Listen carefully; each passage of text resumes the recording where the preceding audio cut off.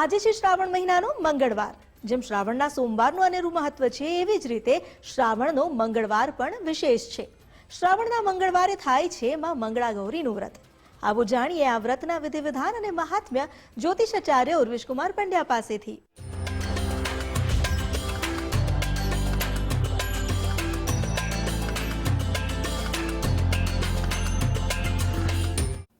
हरिस्ते साहस्रं कमलबलिमाधाय वदयो यदेको नेतस्मिन् निजमुदहरन् नेत्रकमलं गतो भक्तिद्रेकपरिणतिमसौ चक्रवपुषां त्रयाणां रक्षायै त्रिपुरहर जागर्ति जगतां नमो नमः।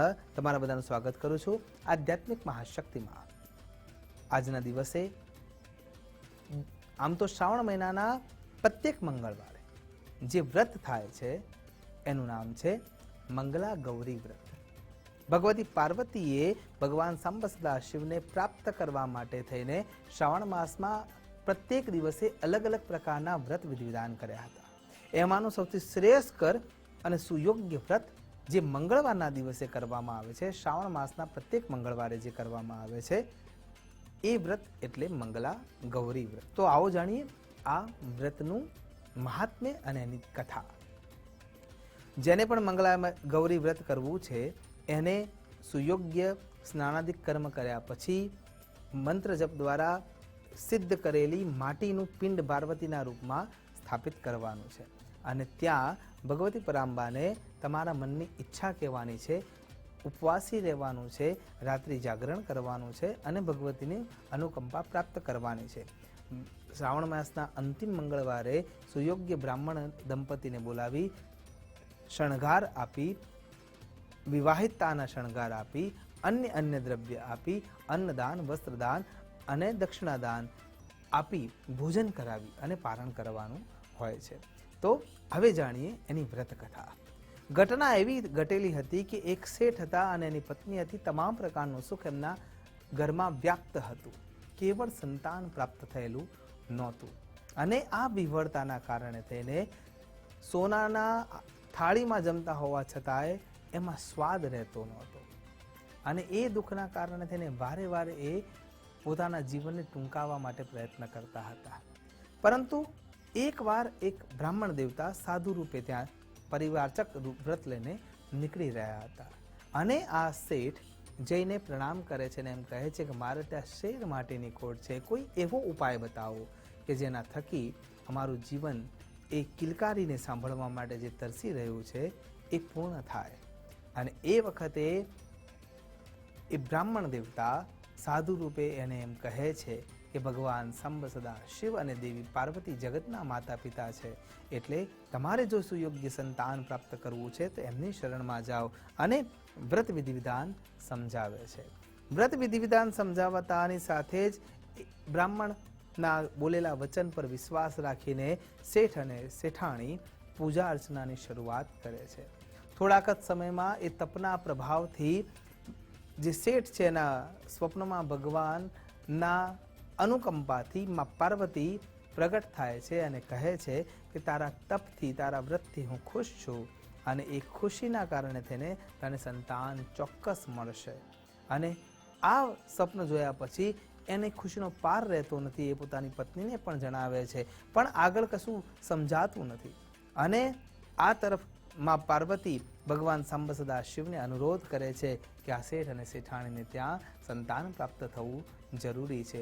બીજા દિવસે ખૂબ જ આનંદના ભાવથી બંને સૂતા હોય છે અને એ સમયે ફરીથી શેઠના મનમાં સ્વપ્ન રૂપે ભગવાન પ્રગટ થાય છે અને કહે છે કે જંગલના અંદર આંબાનું જે વૃક્ષ છે ત્યાં નીચે ભગવાન ગણપતિ દાદાની મૂર્ત સ્થાપિત થયેલી છે. ત્યાં જે આંબા ઉપર જે ફળ લાગ્યું છે એ ફળ લાવી અને તારી પત્નીને અર્પણ કરજે. ભગવાનનો પ્રસાદ સમજીને જ્યારે એ ફળ એના શરીરમાં જશે તો તને ઉત્તમ સંતાન પ્રાપ્ત થશે. બીજા દિવસે સવારે પત્નીને આ સ્વપ્નની જાણ કરે છે અને જંગલ તરફ એ પ્રયાણ કરે છે. જંગલ તરફ પ્રયાણ કરીને જઈને જંગલમાં શોધે છે તો સાચા અર્થમાં ભગવાન ગણેશજીની મૂર્તિ ત્યાં સ્થાપિત છે અને પાછળના ભાગમાં આંબાનું વૃક્ષ છે. ઉતાવળતા અને સ્વપ્નનું સાર્થકતા જોઈને એને અચંબો થાય છે અને ભાન ભૂલે છે અને પથ્થરનો મારો કરવાની શરૂઆત કરે છે અને એક પથ્થર એ કેરીને વાગે છે અને કેરી તો પડે છે પણ એ પથ્થર પણ ભગવાન ગણેશજીની મૂર્તિ ઉપર પડે છે અને ભગવાનને આઘાત લાગે છે. ક્રોધિત અવસ્થામાં ત્યાં મૂર્તિમાંથી શબ્દો નીકળે છે કે તે તારા સ્વાર્થ માટે થઈને આ વાત કે આ ક્રિયા કે આ ઘટના કે આ વિચાર કે દેવ તત્વ ઉપર પ્રહાર. જા, તારી જે મનોવાંછના છે એ કેવળ 21 વર્ષ સુધી જ સ્થિર રહેશે.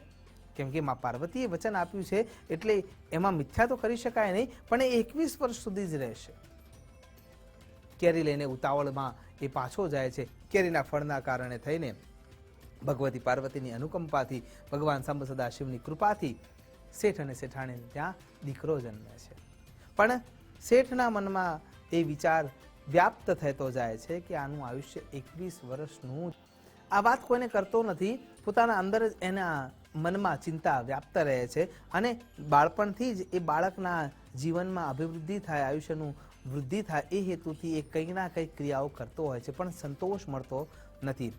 સંતાન 20 વર્ષનું થવા લાગે છે. એ પુત્ર સુયોગ્ય છે કેમ કે પ્રસાદ રૂપે મળ્યું છે એટલે એના અંદર ઉત્તમતા જોવા મળે છે, એટલે ખુશ પણ એટલો છે, ગર્વ પણ એટલો છે, પણ મનમાં એ ચિંતા શેઠને ખાઈ રહી છે કે હવે શું થશે, હવે શું થશે. અને ત્યાં કેટલા પણ પ્રકારના દિવ્ય પુરુષો ફરતા હોય છે. એમાં એક બ્રાહ્મણ દેવતા એને મળે છે, સાધુ રૂપે પરિવ્રાજક વ્રત ધારણ જેમને કર્યું છે, એમના ચરણોમાં પહોંચે છે અને પાછા નતમસ્તક થઈને પોતાના મનની જે ચિંતા છે એને કહે છે. અને એ વખતે એ બ્રાહ્મણ દેવતા એમ કહે છે કે તારા સંતાનને જો લાંબુ આયુષ્ય આપવું હોય તો જે દીકરી બાળપણથી મંગલા ગૌરી વ્રત કરી રહી છે એના સાથે એના લગ્ન કરાવવા જરૂરી છે.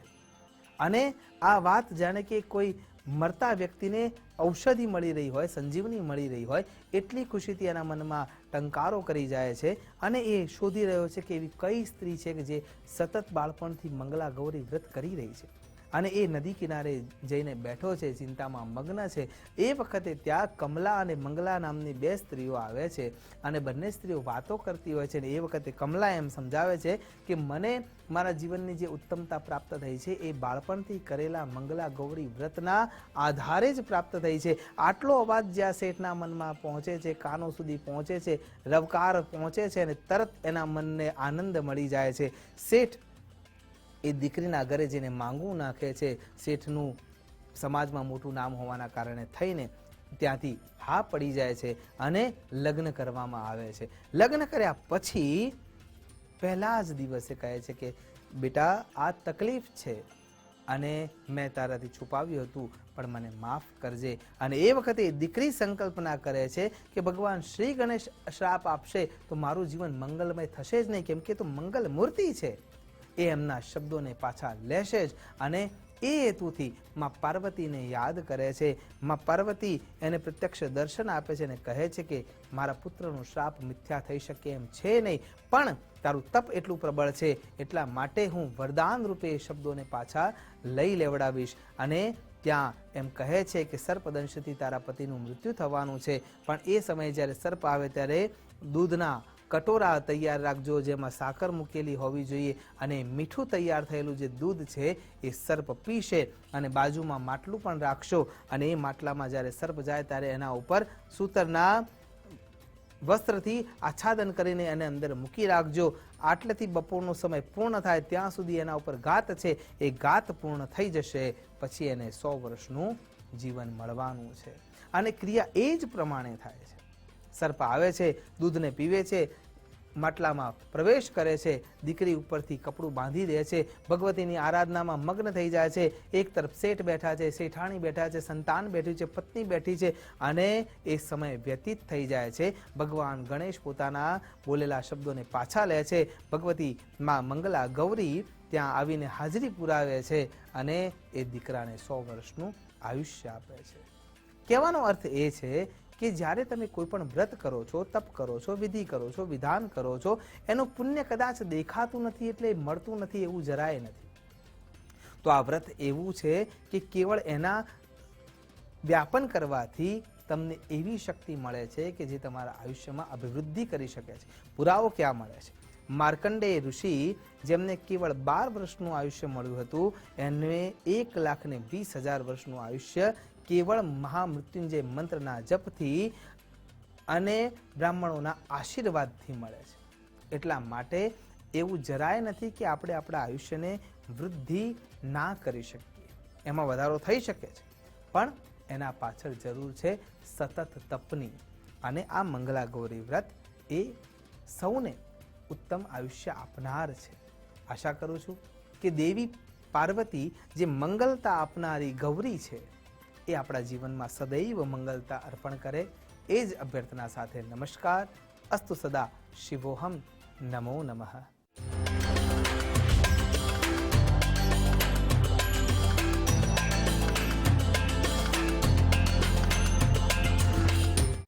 આજે આપણે કર્યા કામનાથ મહાદેવના દર્શન. શ્રી કૃષ્ણ જેમની પૂજા કરે એવા દેવોના દેવ આપણા સૌની પણ મનોકામના પૂર્ણ કરે અને જીવનમાં કામનાઓની તૃપ્તિથી લઈ આત્મસંતુષ્ટિ સુધી મહાદેવનો સાથ મળે, એ જ પ્રાર્થના સાથે આજની આ કડીને અહીં જ વિરામ આપીએ. પણ આવતીકાલે ફરી મળીશું અને આપણી આ શિવગામી શ્રદ્ધાને સથવારે જઈશું અન્ય કોઈ શિવાલયના દ્વારે. ત્યાં સુધી મને રજા આપશો. સૌને હર હર મહાદેવ.